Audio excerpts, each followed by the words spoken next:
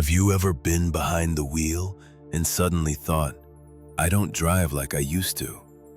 Maybe your reflexes feel a little slower, or the glare of headlights at night seems brighter than it once did.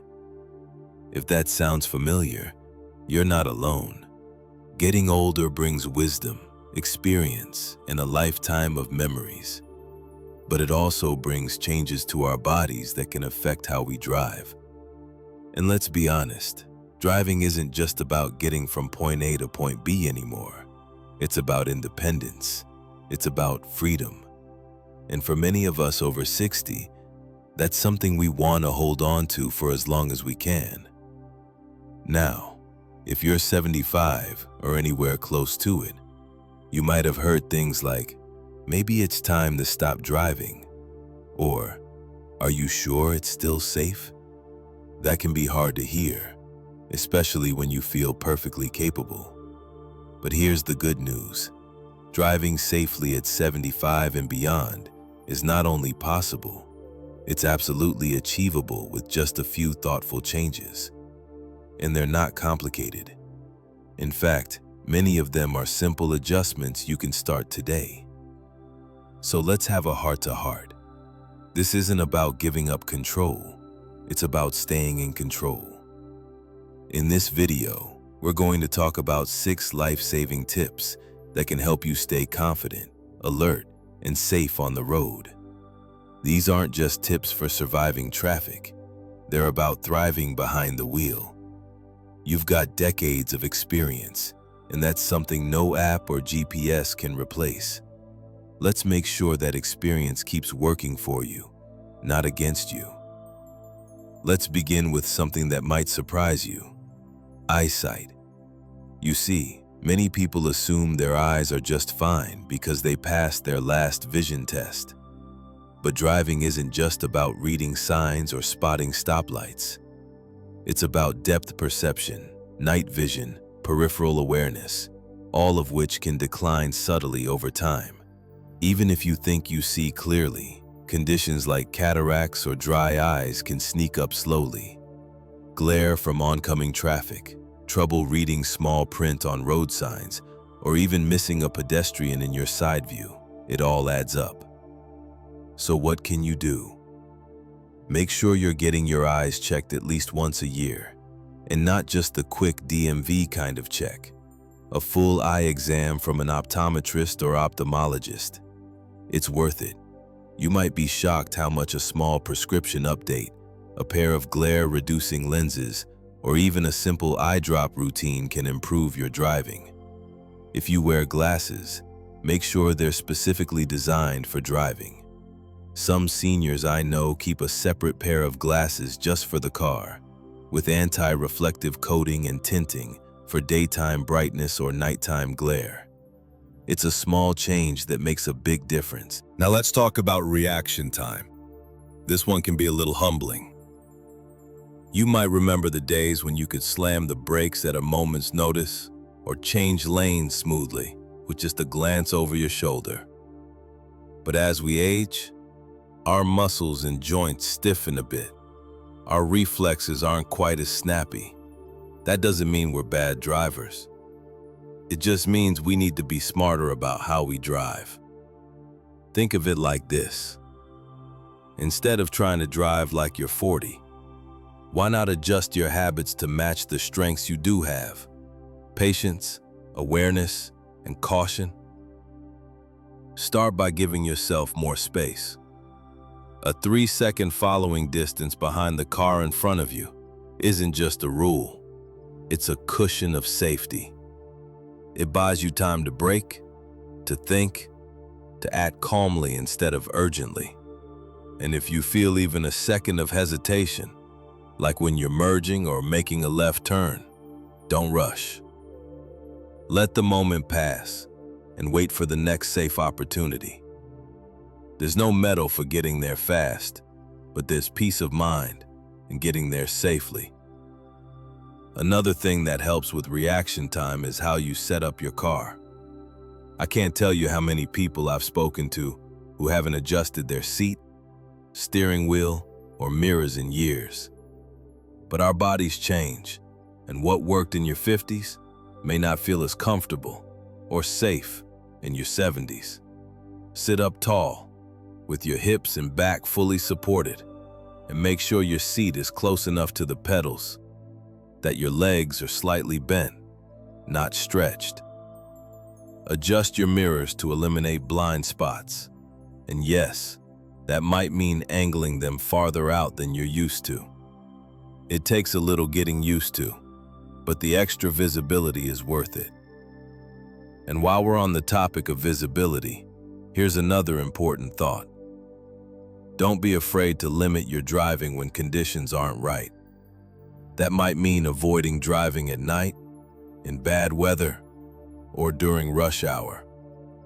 There's no shame in being selective. In fact, it's smart. You've got nothing to prove and everything to protect.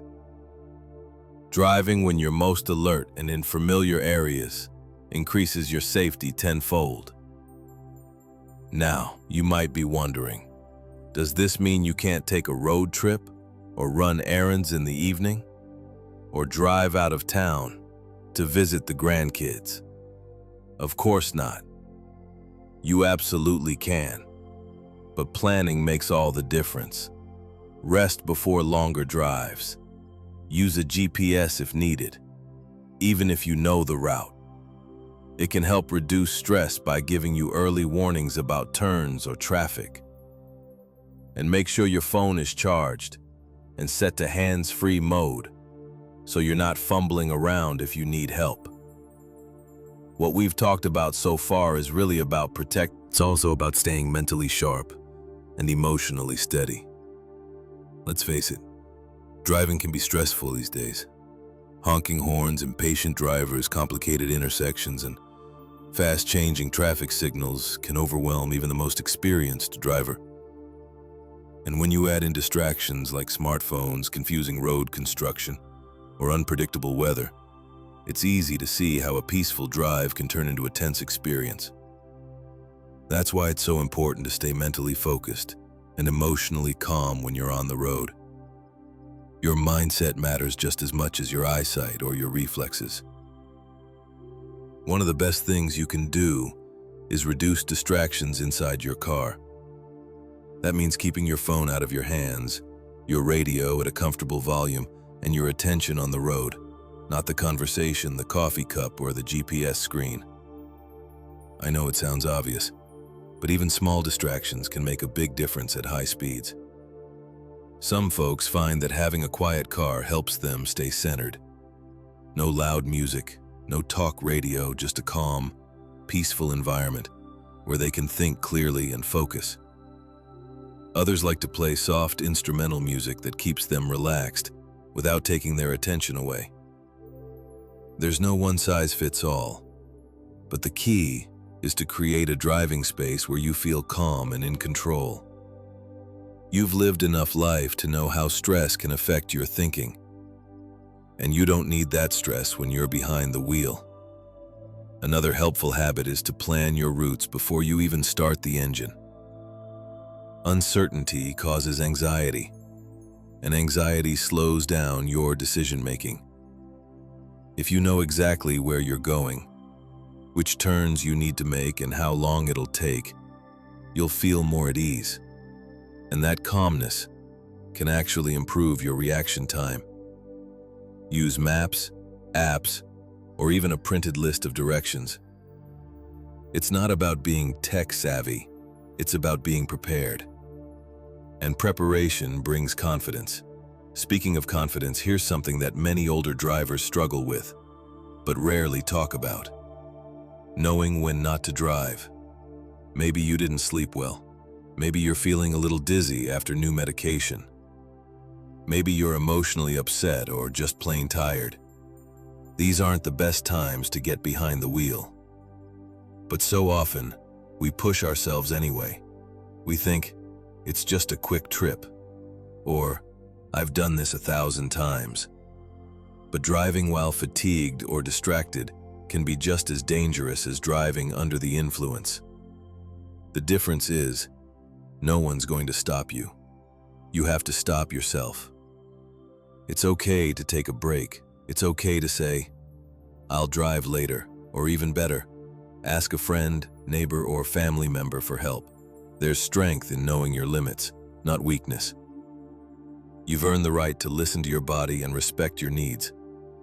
And if that means skipping a drive now and then, that's not giving. It's also about staying mentally sharp and emotionally steady. Let's face it, driving can be stressful these days. Honking horns, impatient drivers, complicated intersections, and fast-changing traffic signals can overwhelm even the most experienced driver. And when you add in distractions like smartphones, confusing road construction, or unpredictable weather, it's easy to see how a peaceful drive can turn into a tense experience. That's why it's so important to stay mentally focused and emotionally calm when you're on the road. Your mindset matters just as much as your eyesight or your reflexes. One of the best things you can do is reduce distractions inside your car. That means keeping your phone out of your hands, your radio at a comfortable volume, and your attention on the road, not the conversation, the coffee cup, or the GPS screen. I know it sounds obvious, but even small distractions can make a big difference at high speeds. Some folks find that having a quiet car helps them stay centered. No loud music, no talk radio, just a calm, peaceful environment where they can think clearly and focus. Others like to play soft instrumental music that keeps them relaxed without taking their attention away. There's no one-size-fits-all, but the key is to create a driving space where you feel calm and in control. You've lived enough life to know how stress can affect your thinking, and you don't need that stress when you're behind the wheel. Another helpful habit is to plan your routes before you even start the engine. Uncertainty causes anxiety, and anxiety slows down your decision-making. If you know exactly where you're going, which turns you need to make, and how long it'll take, you'll feel more at ease. And that calmness can actually improve your reaction time. Use maps, apps, or even a printed list of directions. It's not about being tech-savvy, it's about being prepared, and preparation brings confidence. Speaking of confidence, here's something that many older drivers struggle with, but rarely talk about: knowing when not to drive. Maybe you didn't sleep well. Maybe you're feeling a little dizzy after new medication. Maybe you're emotionally upset or just plain tired. These aren't the best times to get behind the wheel. But so often, we push ourselves anyway. We think, it's just a quick trip, or I've done this 1,000 times. But driving while fatigued or distracted can be just as dangerous as driving under the influence. The difference is, no one's going to stop you. You have to stop yourself. It's okay to take a break. It's okay to say, I'll drive later. Or even better, ask a friend, neighbor, or family member for help. There's strength in knowing your limits, not weakness. You've earned the right to listen to. Now let's talk about something we rarely associate with driving, but makes a big difference: fitness. Yes, physical fitness. You might not think of stretching or light exercise as part of driving safely, but hear me out. When your neck is stiff, it's harder to check your blind spot. When your hips are tight, turning the wheel or looking over your shoulder becomes uncomfortable. And when your ankles or knees ache, braking and accelerating can feel awkward or delayed. You don't need to join a gym or take up running. Just some simple stretches in the morning, a walk around the block, or chair exercises that improve your range of motion can do wonders. Focus on areas that matter most for driving: your neck, shoulders, back, and legs. If you can move more comfortably, you'll drive more confidently. And confidence is a powerful thing when it comes to road safety. There are even small things you can do right before driving, like rolling your shoulders, doing a few ankle circles, or taking some deep breaths to center yourself. These aren't just physical exercises. They're little rituals that tell your body and brain, I'm ready. And let's not forget posture. Slouching in your seat isn't just uncomfortable, it also affects your alertness. When you sit upright with your back against the seat and your hands relaxed at the wheel, you send a message to your brain that says, pay attention. Good posture keeps you alert, makes it easier to react, and helps reduce fatigue during longer drives. Adjust your seat, support your lower back with a small cushion if needed, and give yourself the best possible position to stay safe and responsive. You see, it's all connected.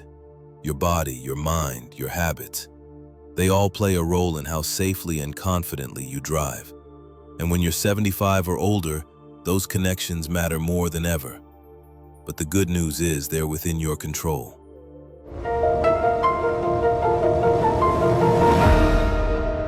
You don't have to wait for someone else to tell you what to change. You know yourself better than anyone, and with a little awareness, you can make choices that keep you independent, mobile, and safe.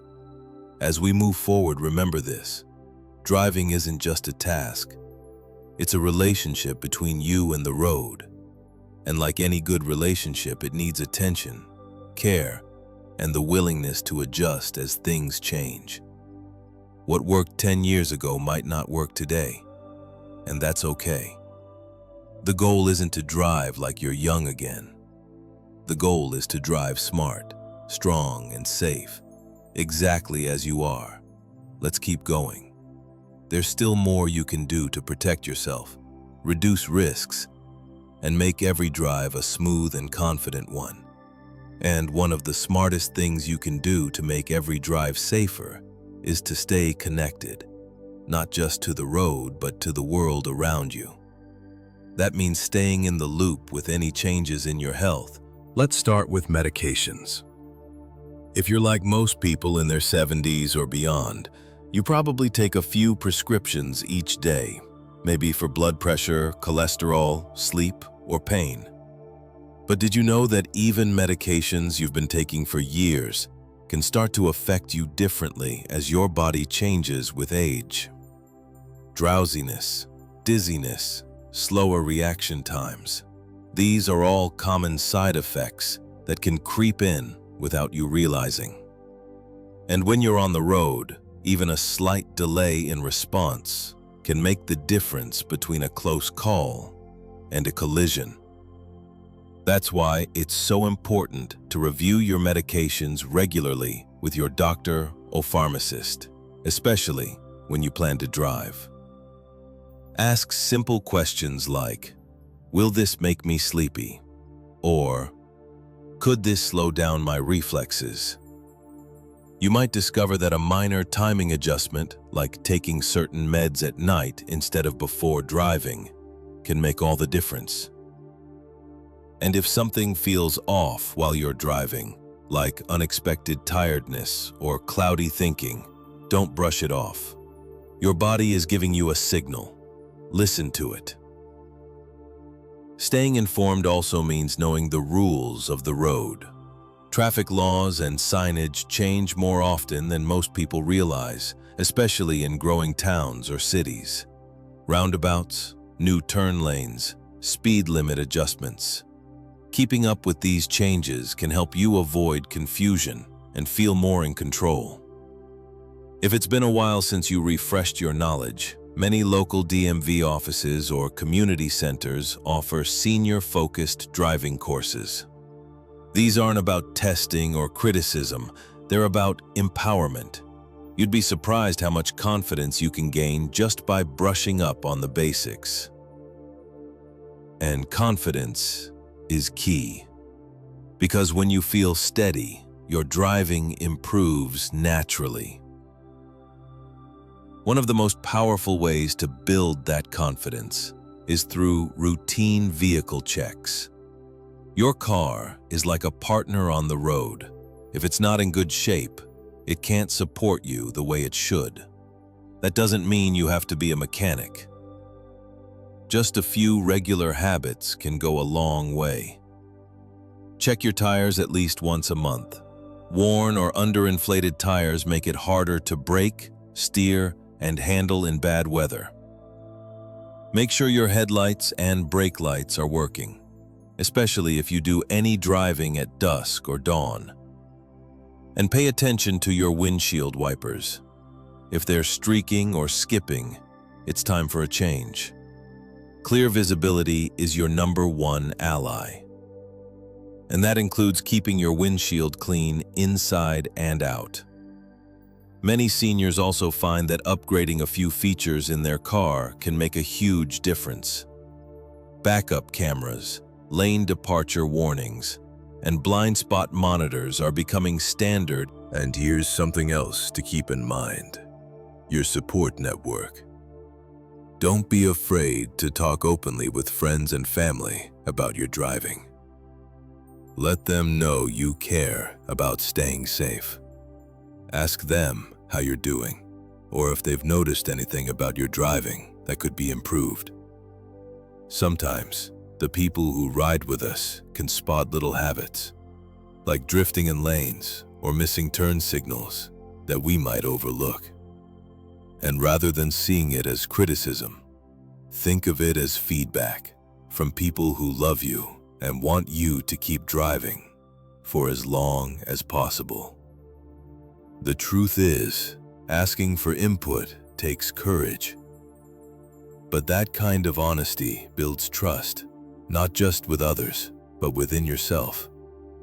It shows that you're not afraid to adapt. And adaptation, more than anything else, is what keeps us thriving as we age. Now let's take a breath and bring it all together. You've heard that staying safe behind the wheel at 75 is all about being careful. But it's more than that. It's about being proactive, taking charge of your vision, staying aware of your body, managing distractions, being mindful of medications, keeping your car in good shape, and surrounding yourself with a circle of support that helps you stay alert, prepared, and confident. None of this is about fear. It's about freedom. The freedom to keep doing what you love, going where you want, and living life on your terms. You've earned that freedom. And with a little thought and care, you can hold on to it for years to come. Every day, older drivers all over the world get behind the wheel and drive safely, skillfully, and responsibly. You are not alone. Your experience matters. Your instincts matter. And when you combine those with just a few practical adjustments, you become an even stronger, more prepared driver. So, if someone ever questions whether you should still be driving, don't let it get you down. Let it remind you how much you care about doing it right. Because by watching this video, by thinking about these tips, you've already taken a powerful step towards staying safe and staying independent. If you found even one tip in this video helpful, we'd love to hear from you. Drop a comment below and share your thoughts or your own driving experiences. Maybe there's something you've learned along the way that could help someone else watching this right now. And if you want more videos like this, videos that speak directly to your stage of life, your needs, and your goals, make sure